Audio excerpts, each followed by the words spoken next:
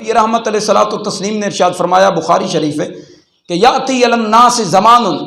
لا یبال المرء ما اخذ منه امن الحلال ام من الحرام، او کما قال النبی صلی اللہ علیہ وسلم، کہ اے میری امت اتنے ایک ایسا زمانہ آئے گا لوگ رزق تا طلب کرسن،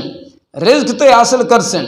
لیکن اس سوچ نو، اس فکر نو، اس بات نو بھول جاسن کہ آیا اے رزق حلال دا ہے یا اے رزق حرام دا ہے۔ پیارے دوستو، اج دا معاشرہ کچھ اس طرف ہی جا چکا ہے، ہر بندہ چاہتا ہے کہ میں کچھ نہ کچھ حاصل کراں، ظاہری بات ہے کرنا بھی چاہیے ہے، گھر دا سسٹم چلانا ہوندا ہے تو اس دے تحت کو رزق کمانا چاہیے، لیکن ذرائع وہ بھی حلال دے تلاش کرنے چاہیے، جائز اور مناسب جڑے۔ اور دوسرا پوائنٹ یہ ہے کہ جیڑا رزق اسی طلب کر رہے ہیں اس پہ غور و فکر کرنی چاہیے کہ آیا یہ رزق بذات خود حلال ہے یا حرام ہے۔ اس کی شناسائی دا ہونا بندہ مومن واسطے انتہائی ضروری ہے۔